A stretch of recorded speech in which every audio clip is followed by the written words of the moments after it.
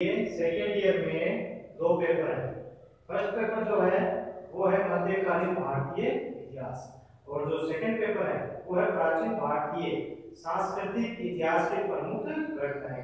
यानी जो second paper है उसमें सांस्कृतिक इतिहास की प्रमुख घटनाएं, इसमें किसी तरह के राजनीतिक जीवन का उल्लेख नहीं होकर जो तत्कालीन प्राचीन भारतीय इतिहास है उसके जो साहित्य उपलब्धियां क्या रही, धर्म और दर्शन में भारत की क्या उपलब्धियां रही, इसका विवरण दिया गया है। जो फर्स्ट पेपर है मध्यकालीन भारतीय इतिहास, तो आप पहले तो ये समझिए कि भारतीय इतिहास का जो कालक्रम है उसका विभाजन तीन इकाइयों में किया गया है। प्राचीन भारत का इतिहास, मध्यकालीन भारत का इतिहास और आधुनिक भारत का इतिहास। तो मध्यकालीन भारतीय इतिहास जो भारतीय इतिहास का जो कालक्रम है जिसका विभाजन किया गया है, उसका दूसरा जो चरण है वो है मध्यकालीन भारतीय इतिहास और उसका समय क्या है 1200 ईस्वी से लेकर 1761 ईस्वी का जो भारतीय इतिहास का जो समय है वो किस नाम से जाना जाता है, मध्यकालीन भारतीय इतिहास। और अब आप देखिए कि मध्यकालीन जो भारतीय इतिहास है उसका भी मुख्य रूप से दो अलग अलग जो चरण है या कह सकते हैं तो अलग अलग भागों में उसको बांटा गया है। एक तो दिल्ली सल्तनत और दूसरा है मुगल काल। दिल्ली सल्तनत जो था उसमें उसका समय क्या था 1206 से लेकर 1526 ईस्वी और 1526 से आगे जो 1761 में से खत्म हो चुका था, लेकिन ये फिर भी अंतिम जो मुगल शासक थे वो चले थे 1857 तक। कौन था? बहादुर शाह जफर।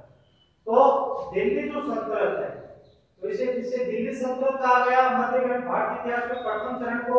और अगला जो है वो था मुगल काल, क्योंकि दिल्ली सल्तनत के जो शासक थे वह सुल्तान कहलाते थे और जो मुगल जो थे वह मंगोल जो थे वही मुगल होते थे। यानी मुगलों द्वारा जो शासन काल है वो मुगल काल कहलाया। तो जो प्रथम चरण है दिल्ली सल्तनत वह उसकी स्थापना हुई थी 1206 में और दिल्ली सल्तनत की स्थापना की जो नींव रखी गई थी वह प्रारंभ में तो मोहम्मद गजनवी के आक्रमण में, लेकिन उसका जो कोई ये कह सकते दीर्घगामी परिणाम नहीं हुए। लेकिन बाद में मोहम्मद गोरी ने आक्रमण किया भारत में 1191 और 1192 ईस्वी में, जब ताइन के दो प्रसिद्ध युद्ध हुए थे। तो एक तरह से दिल्ली सल्तनत की नींव मोहम्मद गोरी के आक्रमणों से रखी गई और मोहम्मद गोरी के बाद उसका जो दास था कुतुबुद्दीन ऐबक उसने 1206 ईस्वी में दिल्ली सल्तनत की स्थापना की। तो दिल्ली सल्तनत का ये कह सकते हैं संस्थापक जो था वह कौन था? कुतुबुद्दीन ऐबक। और जो दिल्ली सल्तनत पर भी आप ध्यान रखना पांच अलग अलग किसी एक वंश का नहीं। यहाँ मुगल काल में तो एक लंबी दीर्घ अवधि तक एक वंश के राजाओं ने शासन किया, लेकिन जो दिल्ली सल्तनत है वहां अलग अलग पांच वंशों के राजाओं ने शासन किया, जिसमें पहला था दास वंश जिसका समय था 1206 से 1290 ईस्वी। और इसे दास वंश क्यों कहा गया? क्योंकि इसके कुछ प्रारंभिक शासक थे कुतुबुद्दीन, इल्तुतमिश, बलबन, ये किसी न किसी के दास रहे। या दूसरा नाम दिया जाता है मामलुक वंश। मामलुक का मतलब क्या होता है कि वह जो स्वतंत्र माता पिता से उत्पन्न हुए, यानी ये इनके दो नाम है, दास वंश जैसे मामलुक वंश कहा जाता है जो 1206 से 1290 ईस्वी तक जिसका शासनकाल रहा। दूसरा वंश था खिलजी वंश जिसकी स्थापना जलालुद्दीन खिलजी ने की। ये 1290 से लेकर 1320 ईस्वी तक इसका शासन रहा। अगला जो था तुगलक वंश 1320 से लेकर 1414 ईस्वी तक। तो दिल्ली सल्तनत के ये जो पांच अलग अलग वंश थे उनमें सबसे जो बड़ा शासनकाल था दीर्घावधि का किसका था? तुगलक वंश का। ठीक है, सैयद वंश थे 1414-1451 तक। जिस तरह दिल्ली सल्तनत में तुगलक वंश का शासन दीर्घ अवधि तक का था, वैसे ही सबसे कम अवधि का जो शासनकाल रहा किस वंश का रहा? सैयद वंश का। और अंतिम जो वंश था दिल्ली सल्तनत का वो था लोधी वंश, और जो 1451 से 1526 ईस्वी तक शासन में रहे। और लोधी वंश के अंतिम जो शासक था इब्राहिम लोधी।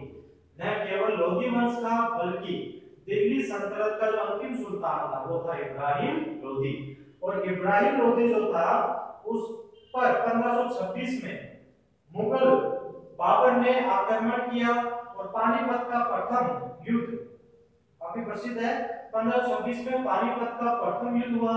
इस युद्ध में बाबर के हाथों इब्राहिम लोदी की पराजय हुई और न केवल लोदी वंश बल्कि दिल्ली सल्तनत का शासन भी समाप्त हुआ और एक नए वंश मध्यकालीन भारतीय इतिहास के नए वंश मुगल वंश की स्थापना हुई जिसका शासनकाल मुगल काल कहलाया।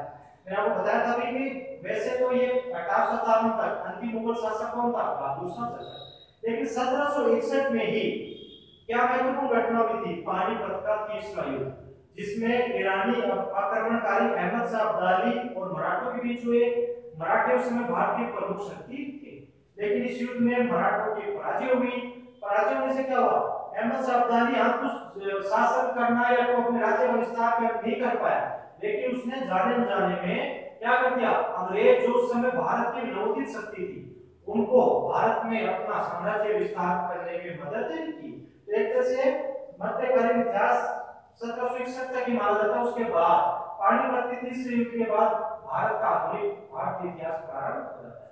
तो आपके जो फर्स्ट पेपर है उसमें मध्यकालीन भारतीय इतिहास है, जिसमें दिल्ली सल्तनत और मुगल काल ये क्या, इनके स्रोत क्या रहे, इनके प्रमुख शासक क्या क्या रहे, उनकी शासन व्यवस्था की नीतियां क्या रही, उसके बारे में हम